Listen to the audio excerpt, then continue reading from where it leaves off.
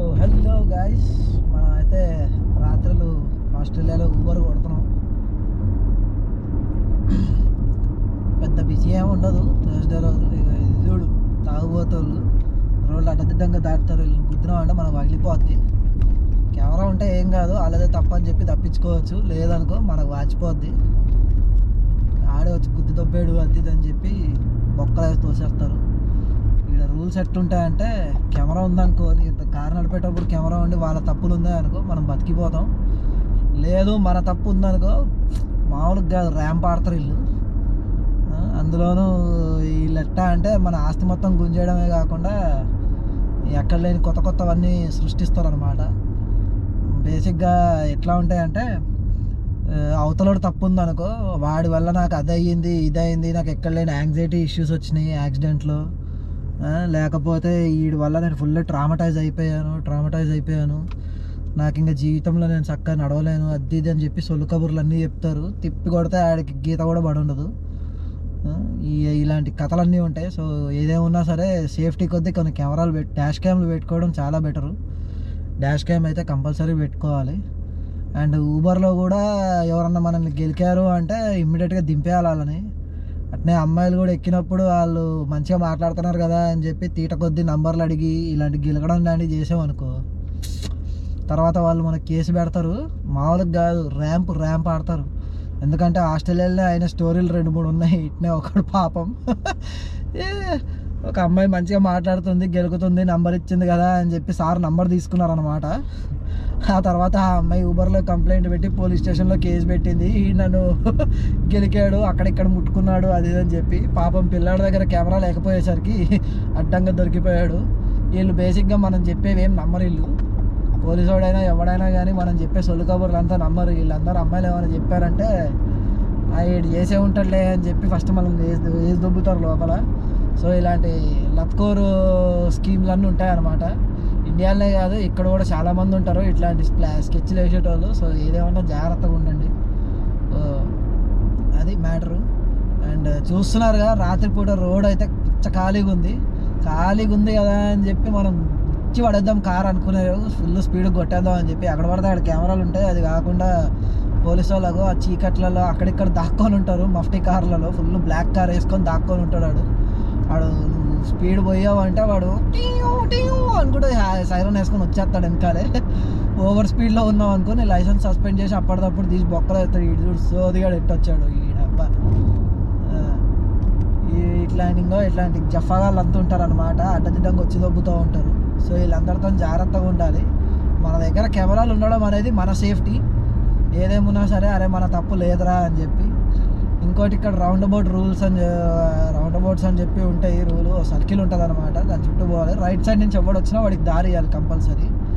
So వాడు వచ్చే లోపల నువ్వు కొట్టేస్తే ఏం కాదు, కానీ పొరపాటున వాడి కారు నీకు దాకినా, నీ కారు వాడికి దాకినా కానీ మామూలుగా కాదు, బిల్ అయితే ఇంత పెద్ద వాచిపోద్ది అనమాట. మన కార్ వాల్యూ ఎంత ఉందో దానికి డబల్ వాల్యూ ఎత్తాడు.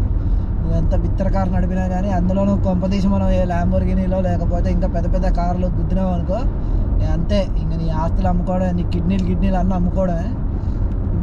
సో ఏదేమన్నా జాగ్రత్త నడుపుకోవాలన్నమాట. సో మనం అయితే ఇదేదో తుప్పాస్ ఏరియా, ఏదో రీజనల్ ఏరియా టైప్లో కొడతాను. ఇందాకే ఒక ట్రిప్ పడింది, ఇక్కడ మూలకు తీసుకొచ్చాడు వీడు. అక్కడి నుంచి ఇంకో మూలకి వెళ్తామే. చూసారుగా, మొత్తం ఎడారంటే ఎడారే, ఇదంతా ఖాళీగా ఉంటాయి. ఏదో మన ఊరిలో మనం హైదరాబాద్ నుంచి ఏదో ఊరికి వెళ్తున్నట్టే ఉంటాయి రోడ్లన్నీ.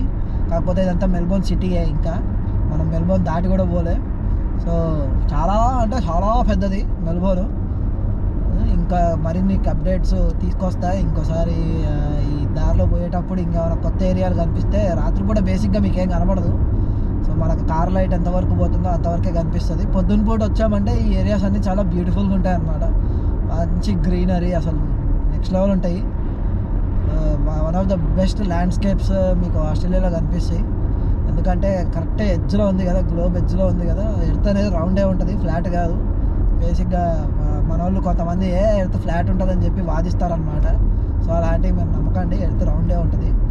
అండ్ ఆస్ట్రేలియా ఎడ్జ్లో ఉండి ప్లస్ మన బిగ్గెస్ట్ కాంటినెంట్ ఒక పెద్ద కాంటినెంట్ కాబట్టి ఇక్కడ ఏంటంటే ఆ కర్వేచర్ అనేది మీకు కనిపిస్తుంది. యాక్చువల్గా మీరు కొంచెం ఎడ్జెస్లోకి వెళ్ళి ఆ ల్యాండ్స్కేప్స్ చూసారు అంటే మీకు ఆ కర్వ్ కనిపిస్తుంది అనమాట. ఆ ల్యాండ్స్కేప్ కర్వ్ అనేది మీకు కనిపిస్తుంది. సో చాలా దూరం, అంటే దూరం వరకు కూడా ఎక్కడెక్కడో ఉన్నవి కూడా కనిపిస్తాయి. అంత బాగా కనిపిస్తాయి. కర్వ్ ఉంటే ఎట్లా కనిపిస్తుంది అన్న, ఫ్లాట్గా ఉంటేనే కనిపిస్తుంది కదా అనుకుంటున్నానేమో. కాదమ్మా, నేను చెప్పేది ల్యాండ్స్కేప్ గురించి. సో ఒక కర్వ్ తర్వాత అక్కడ ఏదో మౌంటైన్ రేంజెస్ లాంటివి ఏమైనా ఉంటే అవి కనిపిస్తాయి, లేదంటే ఏదో పాతాళంలో ఉన్నట్టే ఉంటుంది. So edge of the world feelings అనేవి కనిపిస్తూ ఉంటాయి అన్నమాట. సో మనమైతే ఇది యారా వ్యాలీ, ఇది one of the most beautiful places Yaara valley అనేది. నేను ఇదివరకే ఇక్కడికి వచ్చాను. ఇక్కడ చాలా వైన్ ఇవన్నీ ఫేమస్. ఇక్కడ చాలా వైన్ యార్డ్స్ ఉంటాయి. మీరు లెఫ్ట్ సైడ్లో మీకు కనిపిస్తే చూడండి బోర్డ్స్, అగో గేట్వే ఎస్టేట్ వైనరీ, ఇట్లాంటివి చాలా వైనరీస్ ఉంటాయి ఇక్కడ. యారా వ్యాలీ మొత్తం వైనరీసే ఉంటాయి. And one of the best places to taste wine as well. Australian wine is really famous. But cheap wine ఉంటుంది, కొంచెం ఎక్స్పెన్సివ్ వైన్ కూడా ఉంటుంది. బట్ చీప్ వైన్ వచ్చేసి అంత బాగోదు, చాలా చేదుగా ఉంటుంది. తాగితే మనం చచ్చిపోతాం అన్న టైప్లో ఉంటాయి. ఎట్లుంటాయి అంటే మనము ఇండియాలో చీప్ లిక్కర్ అంటాం కదా, అట్లాంటివే. బట్ ఎక్స్పెన్సివ్ వైన్కి వచ్చేసి చాలా అంటే చాలా స్వీట్గా ఉంటుంది, ప్లస్ మంచి టేస్ట్ కూడా ఉంటుంది. సో ఆ టేస్ట్ అనేది చాలా బాగుంటుంది. వీళ్ళు కొంచెం బాగా తయారు చేస్తారు.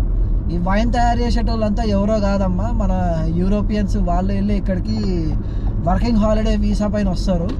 అండ్ మన వాళ్ళు కూడా కొంతమంది ఈ వైన్స్లో అక్కడిక్కడ పనిచేస్తారు. సో మ్యాక్సిమం అయితే యూరోపియన్సే వస్తారు ఈ జాబ్స్ని. ఫ్రూట్ పికింగ్, ఇంకా ఇదేం పెద్ద స్కిల్డ్ జాబ్ కాదు. నువ్వే జస్ట్ పండ్లు తెప్పుకొని వచ్చి కాళ్ళతో నసుకుతావు అంతే. వైన్ అనేది అట్లే తయారు చేసి ఏజింగ్ చేస్తారనమాట, న్యాచురల్ ఏజింగ్ చేస్తారు. సో ఎప్పుడన్నా వైన్ యార్డ్కి వెళ్తే మనము అక్కడ barrels and barrels of wine చూస్తాము.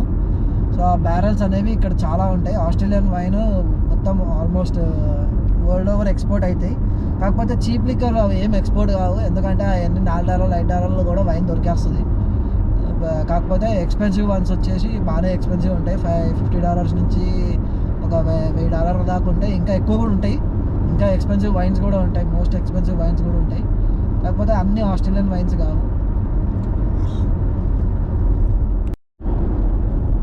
సో ప్రస్తుతానికైతే ఒక అతన్ని ఎక్కించుకోవడానికి వెళ్తున్నా. దిక్కుమాలింది, 13 కిలోమీటర్లు పడ్డది పికప్. కాకపోతే నార్మల్గా అంత పెద్ద పికప్లు పడితే నేను వెళ్ళను. మ్యాక్సిమం 3-4 కిలోమీటర్ రేడియస్లో వెళ్తా పికప్. బట్ ఈ ట్రిప్ కూడా పెద్ద ట్రిప్పే, 40 నిమిషాలు చూపెట్టింది, అందుకే తీసుకున్నా. లేకపోతే తీసుకోను, ఎందుకంటే వర్త్ ఇట్ కాదు. మనకి ఊబరోడు పికప్కి పే చేయడు, ఓన్లీ డ్రాప్ ఆఫ్కే పే చేస్తాడు.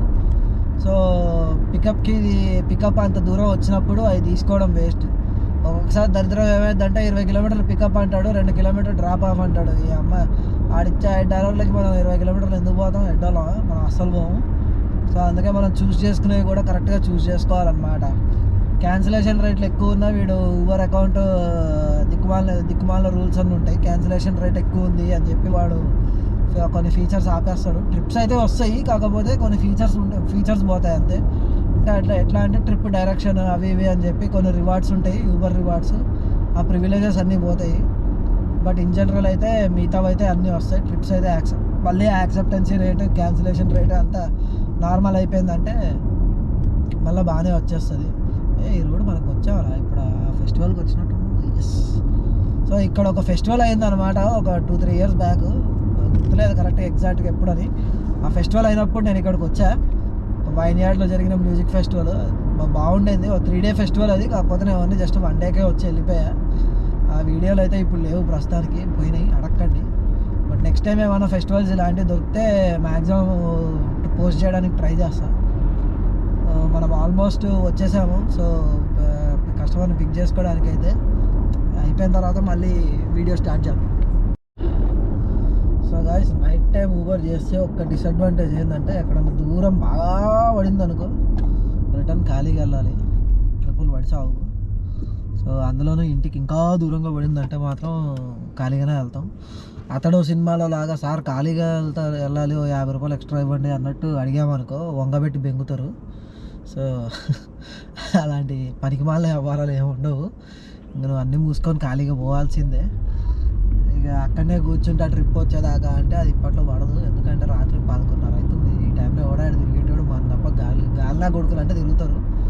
నార్మల్గా తాగేటోళ్ళు వాళ్ళు తిరుగుతారు. కొత్తగా అయితే అసలు ఏం దిగబడేది తిరగడం బయట. వీళ్ళందరూ 7:30-8 ప్రశాంతంగా పడుకునేటోళ్ళు. వీళ్ళంతా చాలా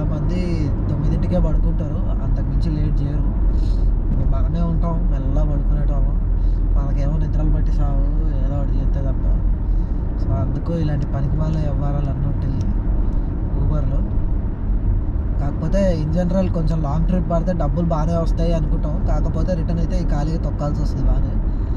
సో అదో బొక్క అనమాట.